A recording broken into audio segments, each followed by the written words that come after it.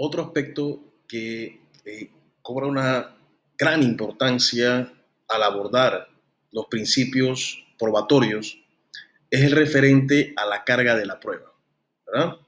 Lo que en una locución latina se refiere como el onus probandi. Y estas cargas, estas reglas que asume cada litigante dependiendo de, por ejemplo, la naturaleza del hecho que afirme, se pueden identificar tradicionalmente en estos tres presupuestos. En primer lugar, onus probandi incumbit actori. Quiere decir que al demandante le corresponde probar los hechos en los que funda su acción. Si es una acción que deviene de una reclamación extracontractual, es el demandante quien debe probar entonces es la ocurrencia de ese hecho contractual, ¿verdad? En segundo lugar, reus in excipiendo fit actor. El demandado, cuando excepciona, funge como actor y debe probar los hechos en los que funde su defensa. Si ese demandado, cuando comparece al proceso, presenta una excepción en su defensa, entonces se invierte para los efectos de esa relación, se invierte la posición y el demandado frente al demandante adquiere una posición de demandado, del demandante y el demandante de demandado, ¿verdad? Y por ende asume la responsabilidad de acreditar o de probar esos hechos en los que funda su excepción. Recordemos que las excepciones son aquellas medios de defensa que buscan enervar, buscan desactivar, dejar sin efecto la pretensión del actor. Por tanto, podríamos decir que es una contrademanda o una contrapretensión y en ese sentido entonces el demandado asume, ¿verdad?, la obligación de probar esos hechos en los que funda su excepción. En tercer lugar, hacemos referencia a actores non probante reus absolvitur.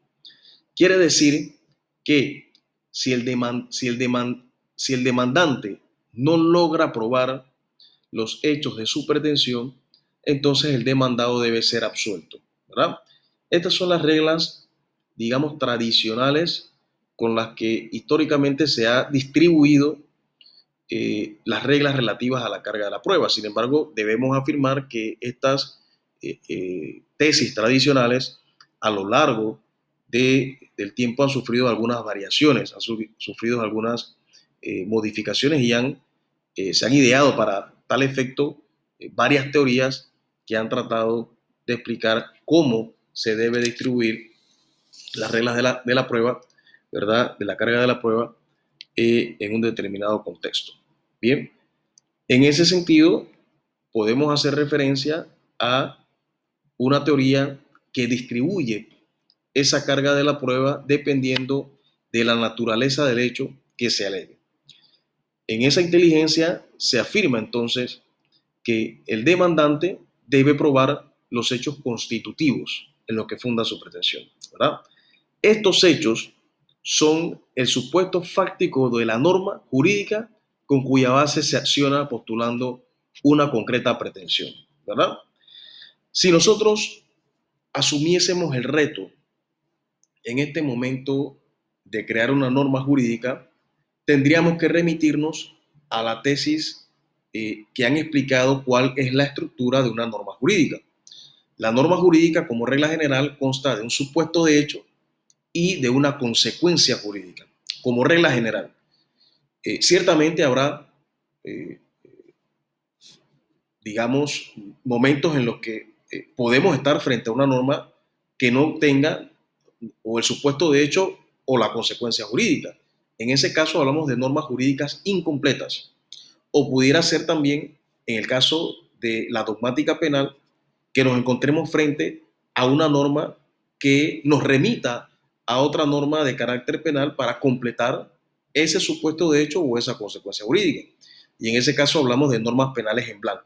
Pero como regla general, toda norma jurídica se compone de dos elementos, el supuesto de hecho y la consecuencia jurídica.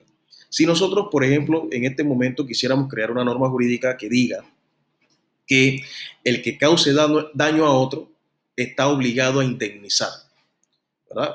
Entonces, tendríamos que señalar que el supuesto de hecho de esa norma sería el que cause daño a otro. Y la consecuencia de ese supuesto de hecho sería que quien cause daño a otro estaría obligado a indemnizar, ¿verdad? Esto es importante para los efectos de segmentar cuáles son los hechos que le corresponde al demandante y cuáles serían los hechos que le corresponde al demandado. Esos hechos constitutivos de la norma, ese supuesto de hecho de la norma, le correspondería al demandante probar por constituir el supuesto de hecho de la norma que está invocando como favorable. En ese sentido, se ha señalado también que el demandado entonces asume la carga de probar los hechos impeditivos, los hechos extintivos y los hechos excluyentes. Los hechos extintivos son aquellos que son sincrónicos al nacimiento con los constitutivos, es decir, nacen en el mismo momento en que se producen los hechos constitutivos, ¿verdad? Y constituyen el supuesto fáctico de una norma que impide, ¿verdad? Obstaculiza que estos desplieguen su eficacia jurídica, ¿verdad? Pensemos, por ejemplo, en una situación en la que se produzca una colisión o se produzca un atropello en función del desmayo del conductor. Una persona que va conduciendo su vehículo en la avenida, pero que por momentos sufre un desmayo que le impide tener el control, como es lógico, de ese vehículo, y en ese instante se produce una colisión que obviamente le genera un daño a ese otro conductor, al carro de ese otro conductor. Este otro conductor podría alegar efectivamente que se le produjo un daño a consecuencia de la conducta de ese otro conductor que se desmayó. Sin embargo, si esa persona es demandada, bien podría alegar en su defensa, como una excepción o como un medio de defensa, que los hechos se produjeron en función del desmayo que él sufrió, ¿verdad? Es decir, por razón de un caso fortuito. En ese evento, ¿verdad? El demandado tendría que acreditar que efectivamente ese hecho se produjo como consecuencia de ese caso fortuito, ¿verdad? Y ese hecho, como hemos mencionado, nace en el mismo instante y el mismo momento en que se produce el hecho constitutivo. Por eso se señala entonces que estos hechos que impiden que esa norma surta su eficacia, ¿verdad? Son sincrónicos con los hechos constitutivos que alega el demandante, ¿verdad? Por otro lado, tenemos los hechos extintivos, ¿verdad? Estos son hechos que eliminan la eficacia de los hechos constitutivos, que son alegados por el actor, ¿verdad? En ese sentido, podríamos señalar que, o podríamos ubicarnos en el contexto de una obligación contractual en la que cierta parte adquiera el derecho de cobrar una cantidad de dinero frente a otro, frente a ese deudor. Y ciertamente se produzca una reclamación judicial por parte de este acreedor que reclama el pago de esa suma de dinero producto de un contrato, y este deudor al momento de comparecer alegue efectivamente haber realizado el pago, ¿verdad? Como este es un hecho que extingue la obligación, corresponde entonces al demandado probar la configuración de ese hecho, ¿verdad? Es decir, el pago de esa obligación por tratarse de un hecho extintivo, un hecho que extingue la eficacia de esos hechos constitutivos que alega el demandante. Por otro lado están los hechos excluyentes, ¿verdad? Que constituyen el supuesto fáctico de una contranorma de alegación potestativa.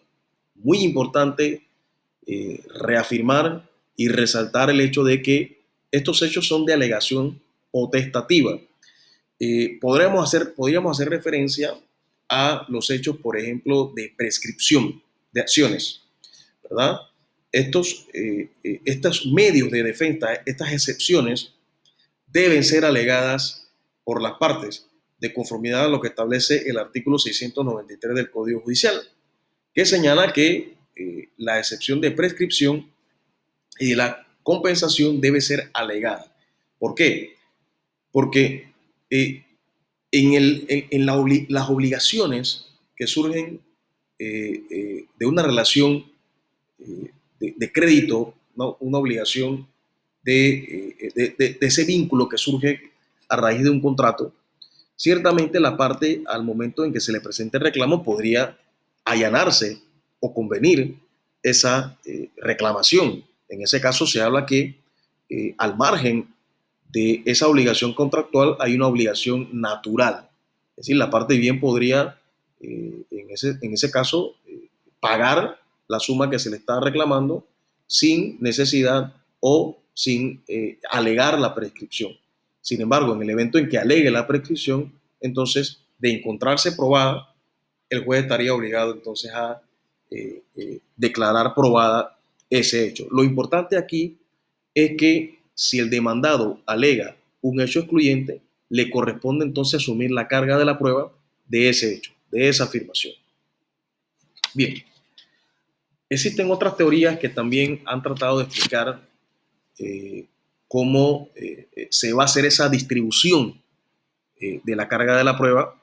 Ya hablamos de una tesis tradicional que contempla nuestra legislación en el artículo 784. Sin embargo, es importante señalar que por vía de la jurisprudencia se ha admitido que no necesariamente debemos sujetarnos a esas tesis tradicionales, sino que hay ocasiones en las que es posible hacer esa variación o una inversión de la carga de la prueba en función de las nuevas corrientes que sobre el tema se han estructurado. Una de esas corrientes es precisamente aquella que señala que los hechos deben haber ocurrido como suceden naturalmente en la vida y no de forma extravagante. Es decir, esta teoría nos señala entonces que quien afirma la ocurrencia de un hecho anormal debe probarlo. Quien alega, por ejemplo, que 20 libras de cemento pesan más que 30 libras de tierra, por tratarse de un hecho que escapa de los parámetros de normalidad, entonces asume la carga de probar esa afirmación. Otra teoría podría ser aquella que distribuye esas reglas de la carga de la prueba dependiendo de la facilidad que tenga la parte para probar el hecho, ¿verdad? Aquí podríamos hacer referencia a, para explicar esta teoría, lógicamente, a lo que establece el artículo 89 del Código de Trabajo, que señala que en todo caso el contratista será solidariamente responsable con todos los subcontratistas de las obligaciones que tuviera pendiente con los trabajadores. En consecuencia, cuando nosotros revisamos un contrato entre un contratista y un subcontratista, normalmente vamos a observar que existe una cláusula en la que el subcontratista se obliga a cumplir con esas cargas laborales, con esos pasivos laborales, en función que pudiera en algún momento específico los trabajadores reclamarle al contratista por efecto de la solidaridad que asumen ambas partes en este aspecto.